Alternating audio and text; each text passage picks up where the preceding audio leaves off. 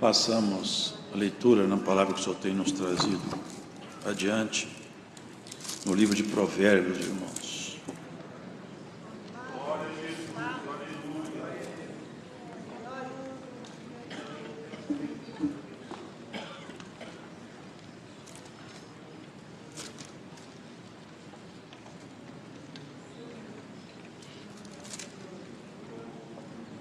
Capítulo de número 15, irmãos.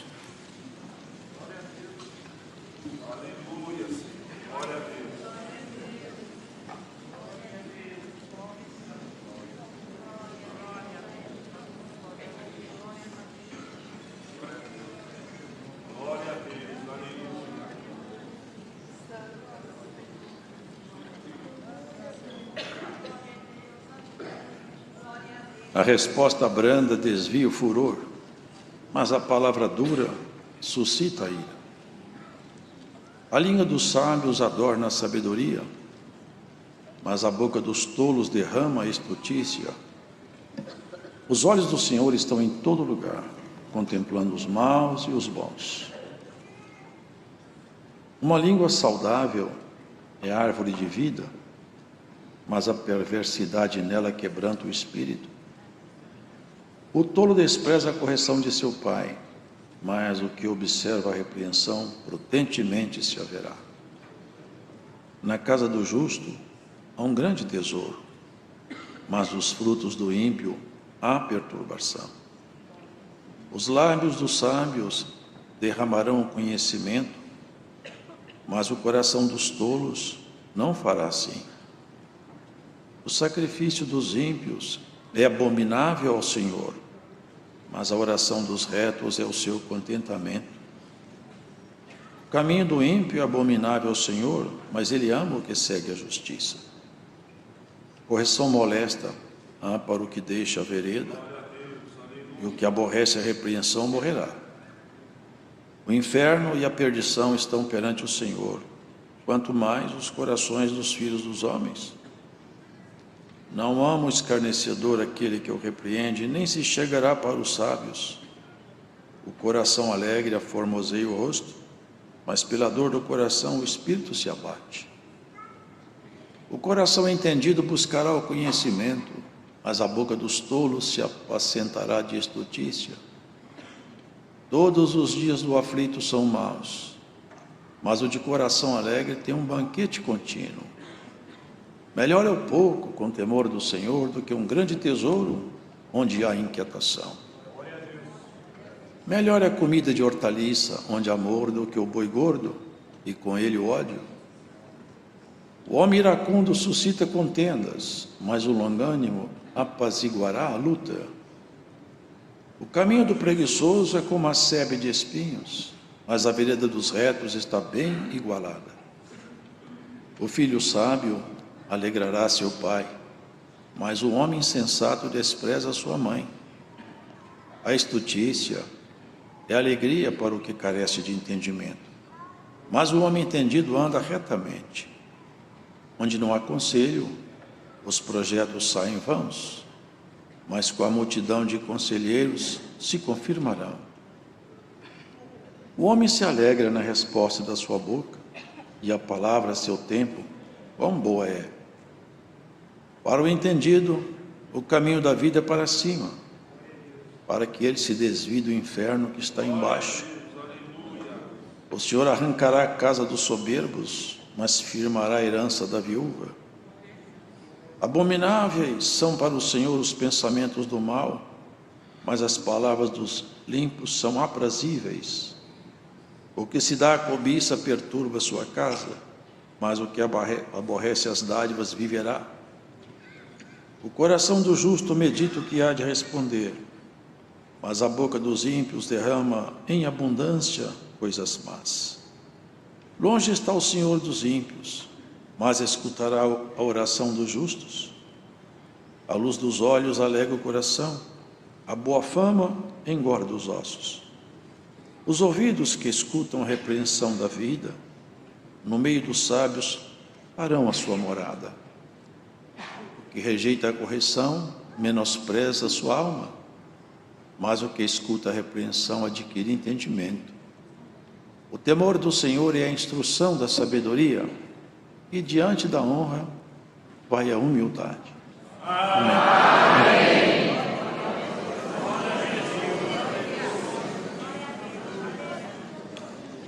São palavras sábias que nos dão regras de comportamento, ditam até na consciência do homem aquilo que ele deve meditar e pensar. Porque tudo isso, irmãos, diz respeito à nossa estrutura espiritual. Nós temos aí claramente duas naturezas que ambas existem em nós e ambas são trabalhadas para bem ou para mal. No mundo natural, precisamos do conhecimento. Temos que aprender a falar um idioma, aprendemos as coisas mínimas, as regras sociais, os sinais de trânsito. Nós temos uma instrução que ela é minimamente necessária para que nós possamos viver. Se eu ando no trânsito, eu tenho que conhecer minimamente as regras de trânsito. E se eu convivo numa sociedade, eu preciso de minimamente falar, ainda que com português muito fraquinho, mas eu tenho que aprender a me expressar, porque eu preciso disso para conviver. Essa gama de conhecimentos que estão em nós, elas servem para a nossa vida terrena, e são necessárias. Agora, a nossa vida espiritual, ela também precisa de um conjunto de conhecimentos, e também existem regras de comportamento para essa vida espiritual, para que nossos pés não se desviem, para que a nossa conduta não entre em conflito com o Eterno, para que a nossa forma de vida não venha de alguma maneira a ser uma afronta aos céus. Porque viver, irmãos, é uma grande guerra. Passar por aqui é uma experiência que não é tão simples assim, porque alguém disse brincando, mas disse com verdade. Você não sai daqui vivo. A coisa é que nós entramos aqui e entramos num campo de grandes provações.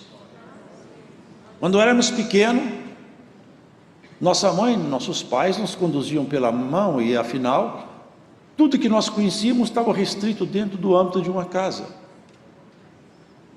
Era tudo que nós conhecíamos.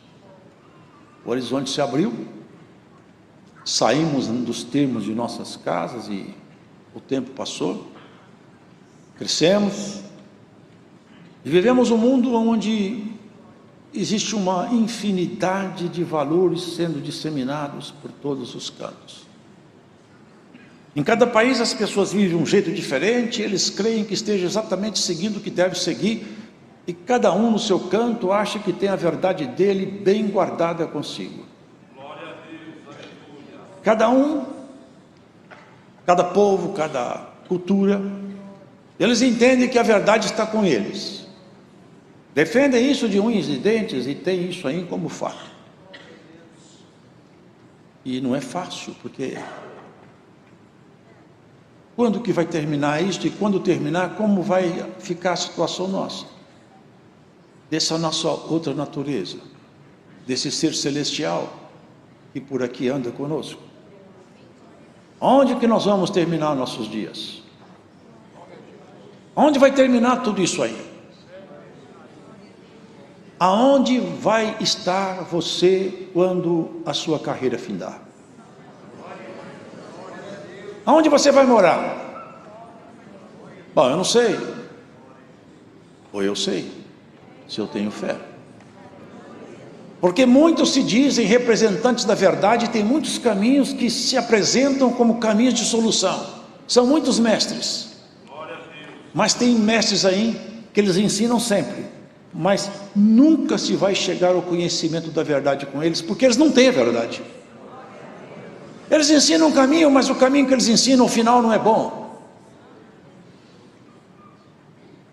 E você que escuta essa pregação aí tão longe, e aqui você tão perto. Qual a segurança que nós temos para passar para quem nos escuta, que nós falamos de um caminho que de fato ele tem a prerrogativa de ser o caminho? Nunca apareceu um mestre na história dos homens a cuja natureza revelada foi anunciado com tempo antecedente que ele nasceria de uma virgem. Jesus foi o único. Acerca dele foi dito: uma virgem conceberá e dará à luz a um filho, o seu nome será Emanuel. Emanuel quer dizer Deus conosco. Levará sobre si nossas enfermidades, vai sarar nossas doenças. Fala sobre ele que ele abrirá a cadeia aos presos e soltará os cativos. E ele falou assim: todos que vieram antes de mim são ladrões e salteadores. Por isso que ele falava: não chamem ninguém de mestre, eu sou o único que posso ensinar matérias da eternidade. Eu sou mestre, eu conheço tudo que está lá em cima, porque eu vim de lá. Esses mestres andam só aqui por baixo, e eu vim de cima. Eu sei toda a estrutura da glória. Lá eu comando tudo.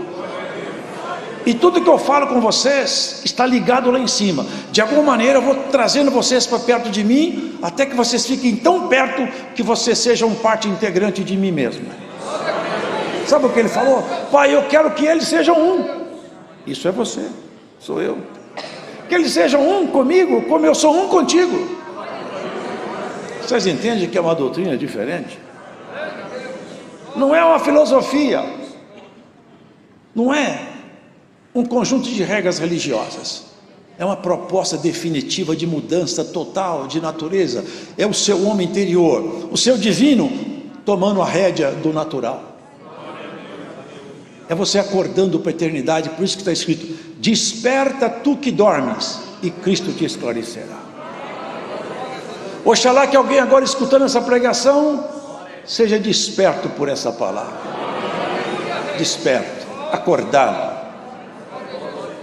Veja que nesses poucos versos aqui, nós vemos que Salomão, ele não falava para os filósofos, não era para ser colocado aqui como um ditame filosófico, era para a natureza celestial que nós carregamos em nós. Claro que tem preceitos também do dia a dia, mas sempre tem um vínculo com aquilo que é espiritual. A resposta branda desvia o furor, mas a palavra dura suscita, provoca, levanta a ira. Vocês já aplicaram isso na vida de vocês? Já viram na escritura como que se aplicou isso aqui na vida de alguém? Me lembro que havia um homem chamado, eu acho que ele era filho de Acabe, agora eu me esqueci o nome dele. Ele era rei, e ele caiu da cama e ficou muito mal. Só que ele era rei de Israel e conhecia o Deus de Israel. E ele mandou os seus comandados lá a fazer uma consulta. Olha que coisa, irmãos. Foi consultar a Baal-Zebub, um Deus que na verdade não é Deus, são espíritos caídos, que são deuses falsos. Foi mandar consultar um Deus michuruca se ele ia viver ou ia morrer. Sabe o que aconteceu? Deus falou com Elias o tesbita: Elias, sai de casa, vai encontrar com os mensageiros dele. E saiu encontrar com ele.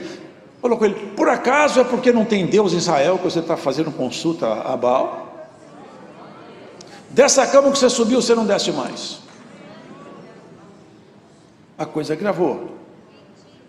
Num linguajar assim bem simples, Deus ficou bravo. Ao invés de ele se humilhar, ele aplacar a ira que é da justiça divina, ele provocou o Senhor mais. Mandou um capitão com 50 soldados: traz esse Elias aqui, está profetizando que eu vou morrer, arrasta ele aqui. Quando chegaram, ele estava em cima do monte. Elias, desce daí. Homem de Deus, desce aí. Resposta bruta. Sabe o que aconteceu? Respondeu com ira: se eu sou homem de Deus, desça fogo do céu, consuma você e seus 50 soldados. Desceu um raio do céu lá que ninguém sabe como, mas Deus sabe. Queimou aqueles 50 soldados e o capitão.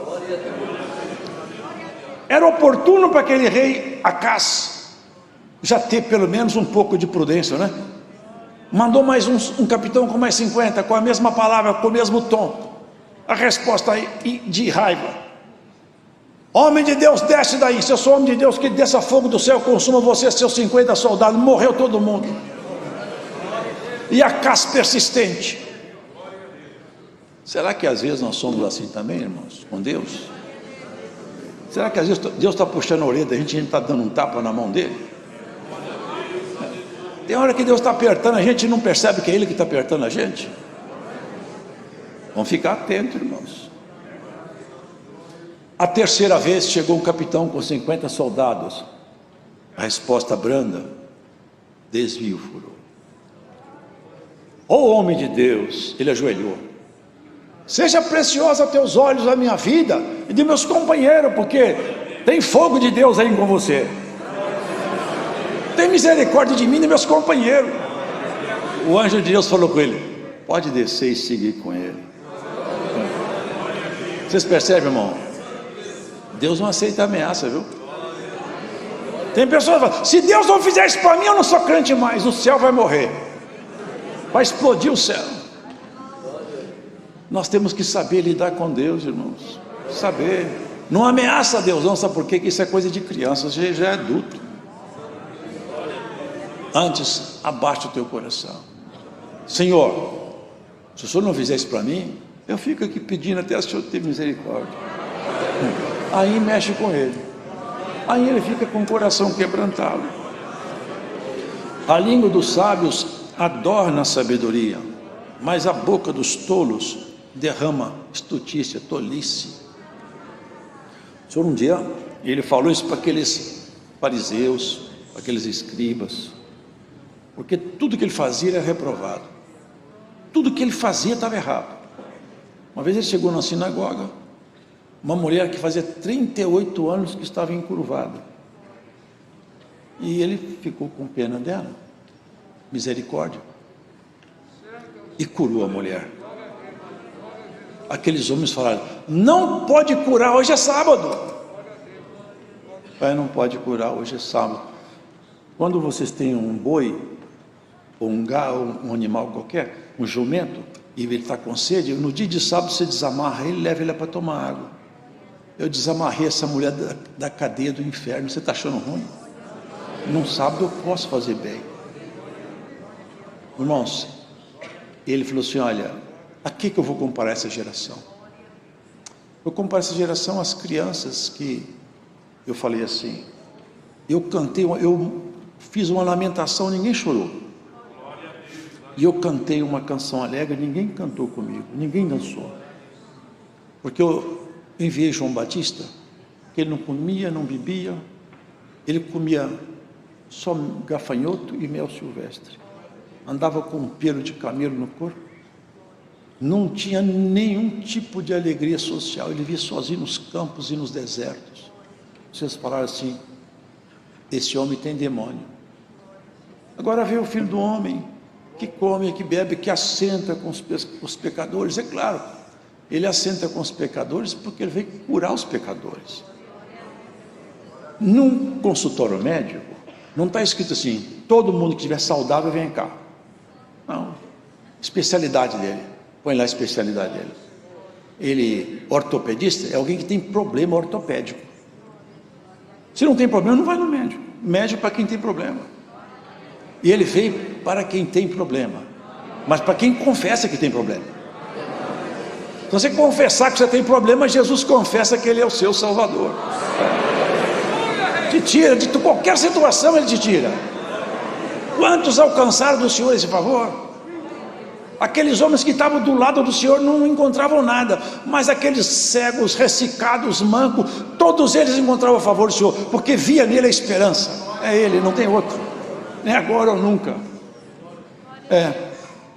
Ele falou: a sabedoria é justificada pelos seus filhos, ela é adornada, embelezada pelos seus filhos. A sabedoria, ela é adornada pelos filhos dela. E o irmão, a irmã, guarda isso. Todas as vezes que você confessa Jesus com suas obras, com seu jeito de ser, com sua fé, você adorna a sabedoria na sua vida, porque você é cheiro de vida lá em cima, e este mundo é cheiro de morte aqui embaixo. Os olhos do Senhor estão em todo lugar, contemplando os maus e os bons. Por isso que quem conhece o Senhor, não adianta fazer as coisas escondidas. Ninguém viu. Será que Deus não viu? Escondeu de Deus? Aí eu pensei isso contra aquela pessoa, mas só eu que sei. Eu sei Deus. Antes de você pensar, Deus já conhece o seu pensamento. Vocês lembram daquele homem lá? Ele era um homem até influente, ele era um homem até importante lá, ainda que meio odiado pela profissão dele. Zaqueu, né? Publicano, cobrador de imposto. Ele, quando ficou sabendo que Jesus ia passar por lá, a multidão era tanta que aproximou: não dá para entrar aí, eu sou pequenininho e essa multidão é muito grande. Subiu numa árvore: eu vou ver, ele vai passar aqui, eu vou ver, pelo menos de cima eu vejo ele. O Senhor passava calmamente, parou, voltou-se para ele e falou: Zaqueu, desce daí. Chamou ele pelo nome. Ninguém. Aquela mulher no poço, você lembra a samaritana? Chama teu marido. Eu falei: não tem marido. Você não tem mesmo, você já teve 5. Eu sei vivo com um homem que não é seu marido. O que é que nós podemos esconder do Senhor? Não tem jeito, irmão. Se tem mau pensamento ou mau sentimento, só tem um jeito. Senhor, receita para mim um remédio para me sarar deste mal. Não estou bom, não. Eu não estou muito bom hoje, não. Me receita alguma coisa aí. E Cristo te prescreve alguma coisa boa, te sara. Quem carrega no coração mágoa, inveja, ódio, ciúme, precisa de uma prescrição médica. O psiquiatra não tira de você isso, ele só atenua os efeitos. Aqui que tira, Jesus Cristo pela palavra, ele penetra dentro do seu espírito e te sara desse mal. Ele arranca de você a inveja, arranca o ciúme, arranca o ódio, arranca isso e não nasce mais. Glórias ao Senhor. Por essa palavra, se você deixar essa palavra penetrar dentro do seu espírito, ela vai se mexer dentro de você e vai arrancar uma coisa ruim daí. Glórias a Jesus. Tem pessoas que estão doentes, morrendo de dor. A dor está na cabeça, ele toma injeção na veia. E o que aconteceu? A cabeça não dói mais. Por quê? Não sei. Mas o remédio achou aonde estava a dor e tirou ela. Assim é a palavra de Deus. Ela entra em nós pelo ouvido e sara o que está dentro do espírito. É o seu ser celestial que precisa do Senhor, seu ser eterno. Esse ser que ninguém pode trabalhar nele. Você pode ter qualquer tipo de diploma, você pode pregar na sua parede quantos doutorados você quiser, mas no seu espírito ninguém põe a mão. Na estrutura do seu caráter espiritual não tem mestre que atua, a não ser somente um: Jesus, o verdadeiro mestre. Esse que veio para mudar a nossa natureza, transformar. Quem já viu um general começar uma guerra com uns soldados que não sabem guerrear? Ninguém faria isso. Não é verdade, irmãos? Jesus começou uma guerra aqui embaixo, nosso Senhor. O exército dele, acho que até o inimigo ria no princípio. Um pescador briguento, que andava com a espada na cintura, outro que não sabia nada, uns homens perdidos, não sabia nada. De repente a palavra do Senhor foi penetrando, transformando. A carta de Pedro, até os teólogos estudados falam, tem pontos difíceis de entender na carta de Pedro. Glórias a Jesus. Tem coisa difícil de entender no seu coração, que o inimigo já tentou mapear você e não consegue, que você é uma carta escrita aí por enigma.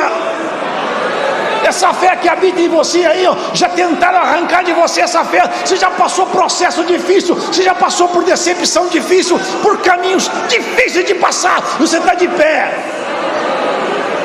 Está de pé. Como que esse crente chegou até aqui? Uma força invisível, um poder santo.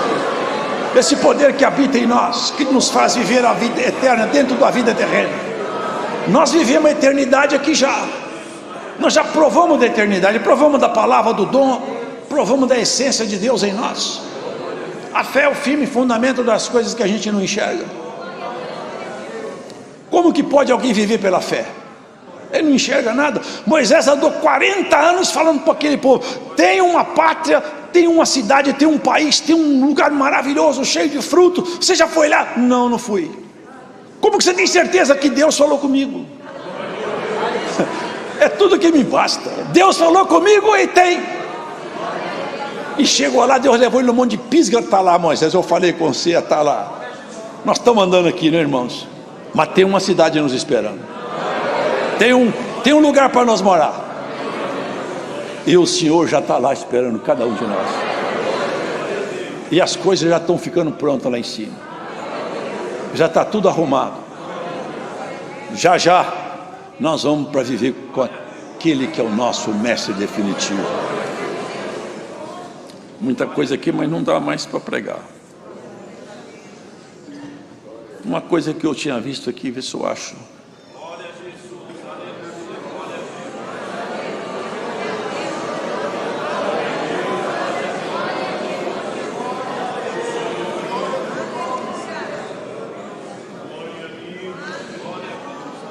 O Senhor arrancará a casa dos soberbos. Pesado isso, não é? Mas e a casa do que não é soberbo? Não acaba também? O que será que o Senhor está falando aqui? Vai arrancar a casa do soberbo. Sabe, irmãos, a soberbia é um pecado que não tem perdão. Alguém fala: mas como? Não tem perdão? Não é que Deus não pode perdoar. Sabe por que não tem perdão? É porque o soberbo não aceita ser repreendido e não aceita que está errado. Não aceita.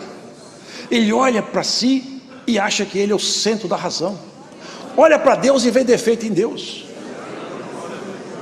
Não tem perdão porque ele não se abaixa nunca. Não foi isso que aconteceu com o querubim caído?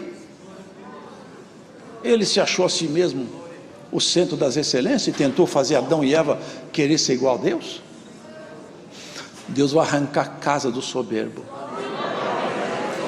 Porque cada um de nós aqui, ó, terminando nossos dias, ou o Senhor fala: me dá a mão, vem cá, acabou seu sofrimento, me dá a mão, vem comigo, bendito do meu Pai. Ou o Senhor vai arrancar a casa, terminar os dias. Sabe o que fala da pessoa que perde a vida eterna, irmãos? Sabe o que o Senhor fala daquelas pessoas que não aceitam Ele obstinadamente, morrem sem aceitar a palavra? Olha o que fala: vocês vão ficar num lugar onde o bicho não morre e o fogo não apaga. Vocês já leram isso?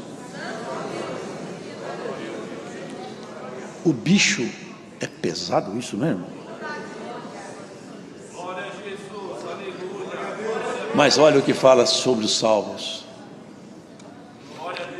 eles serão um comigo, como eu sou um contigo.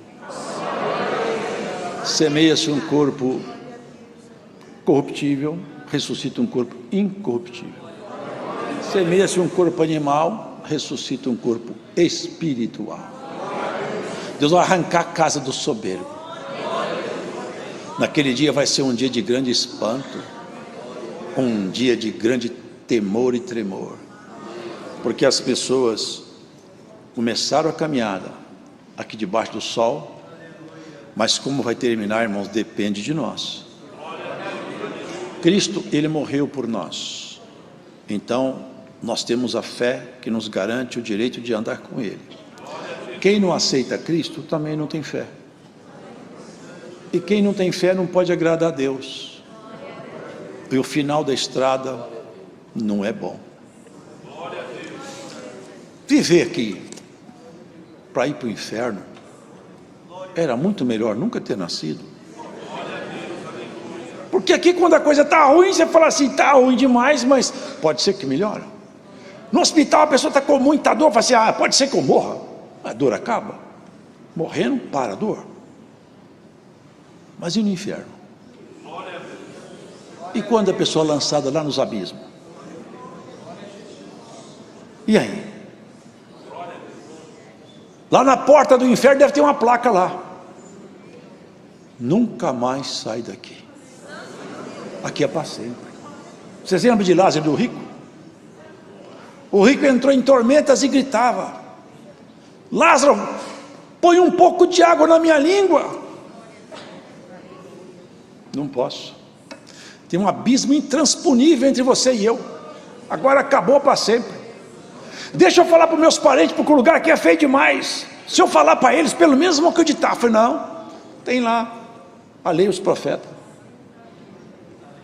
Não dá para você ir lá. Não adianta invocar espírito morto, não adianta nada.